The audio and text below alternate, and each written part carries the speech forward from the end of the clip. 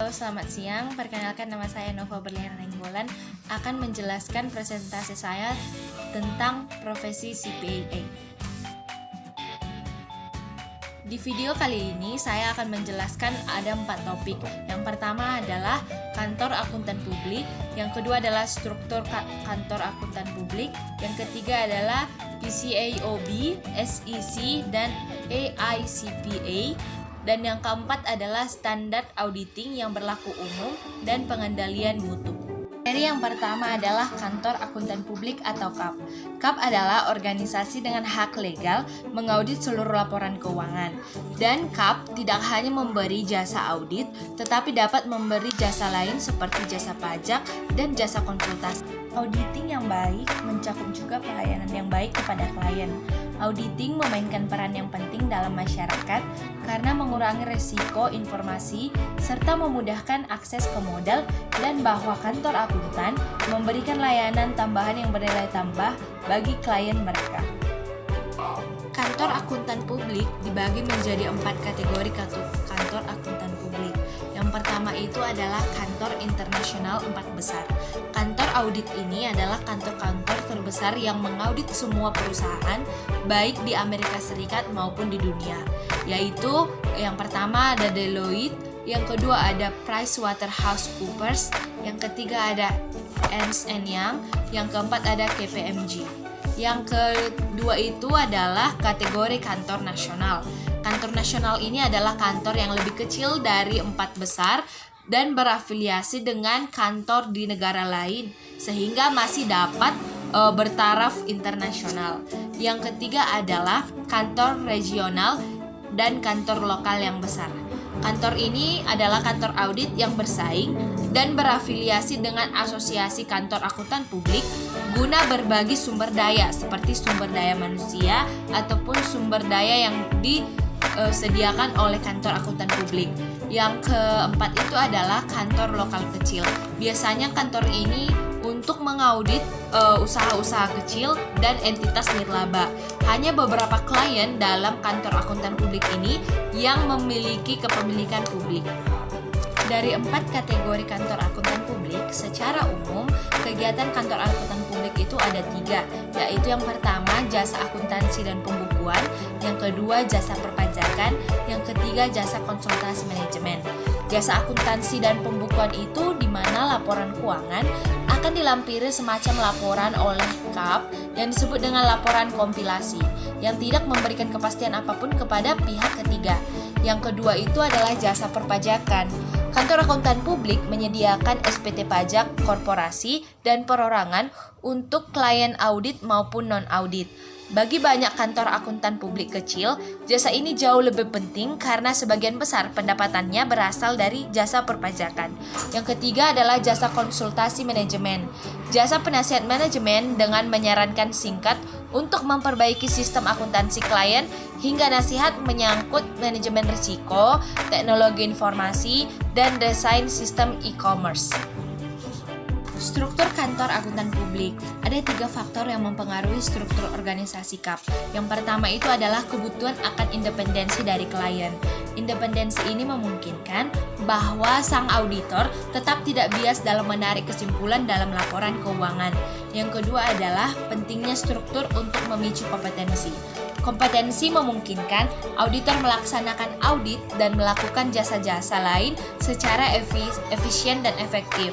Yang ketiga adalah meningkatnya resiko tuntutan hukum yang dihadapi seorang auditor. Kantor akuntan publik mengalami peningkatan biaya pada saat ada banyaknya tuntunan hukum. Maka dari itu, beberapa kantor akuntan publik memiliki cara perlindungan terhadap anggota auditornya sendiri. Hierarki kantor akuntan publik yang khas. Ada 4 tingkat hierarki yang ada dalam kantor akuntan publik. Yang pertama itu adalah asisten staf. Pengalaman rata-rata untuk mencapai tingkat ini adalah 0-2 tahun. Dan tanggung jawab seorang asisten staf itu adalah melakukan sebagian besar pekerjaan audit yang telah dirinci. Yang kedua adalah auditor senior atau penanggung jawab.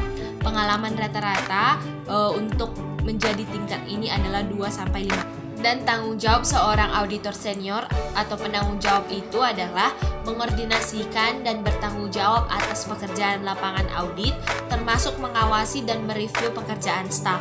Yang ketiga itu adalah tingkat manajer, di mana pengalaman rata-ratanya itu harus mencapai 5-10 tahun, dan tanggung jawab seorang manajer adalah membantu penanggung jawab merencanakan dan mengelola audit. Yang keempat itu ada partner. Untuk mencapai tingkat seorang partner, pengalaman rata-ratanya itu harus lebih dari 10 tahun, dan tanggung jawab utama seorang partner adalah mereview seluruh pekerjaan audit dan terlibat dalam keputusan audit. Public Company Accounting Oversight Board atau PCAOB adalah organisasi yang ditunjuk dan diawasi oleh Securities and Exchange Commission atau SEC, yang dimana memiliki 3 tujuan, yaitu yang pertama adalah mengawasi auditor perusahaan publik, yang kedua adalah menetapkan standar auditing dan pengendalian mutu, dan yang ketiga adalah melakukan pemeriksaan atas pengendalian mutu.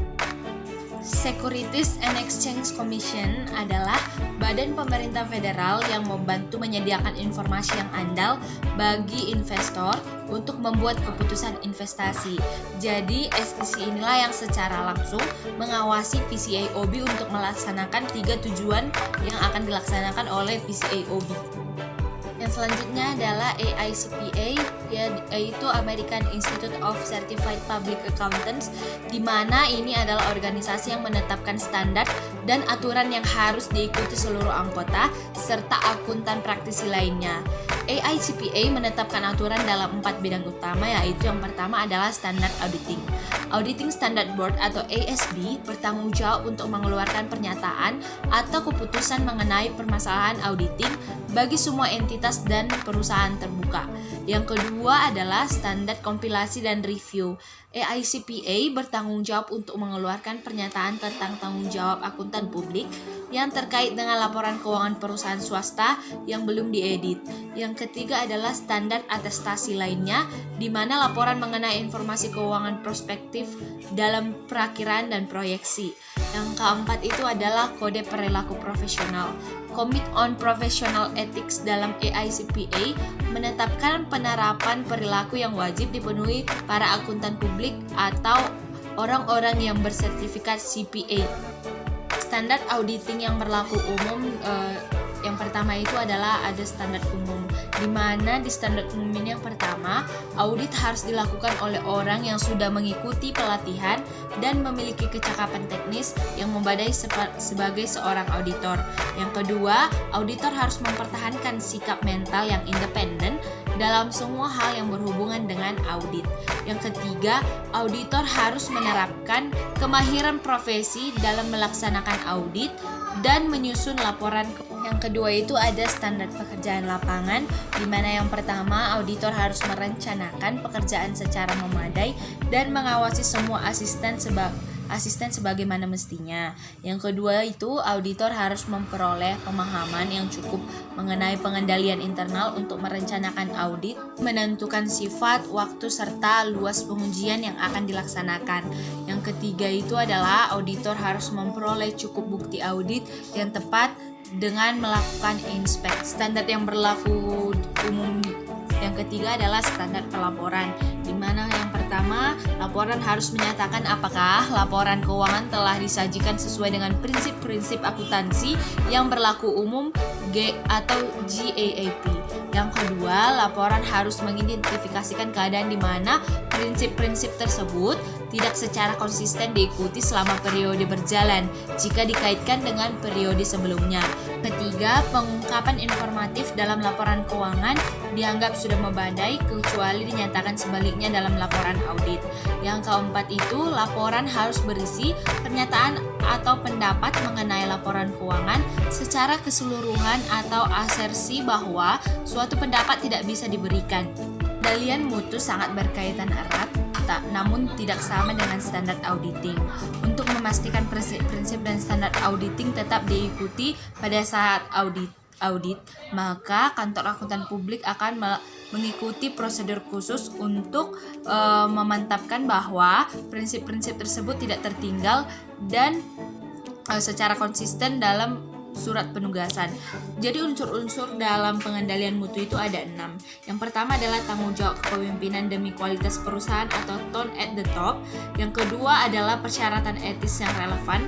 Yang ketiga adalah penerimaan dan kelanjutan klien serta penugasan. Yang keempat adalah SDM.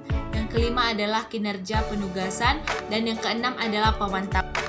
Hubungan antara standar auditing pengendalian mutu AICPA Practice Centers dan peer review dapat teman-teman melihat penjelasannya di presentasi di samping ini, bahwa masing-masing peer review, audit practice and quality center dan standar pengendalian mutu mendukung standar auditing diberlakukan pada setiap audit. Demikian presentasi yang bisa dapat saya sampaikan. Untuk kata-kata yang salah maupun tindakan yang saya lakukan, saya meminta maaf. Semoga apa yang saya presentasikan dapat bermanfaat bagi teman-teman semua. Terima kasih, sampai jumpa.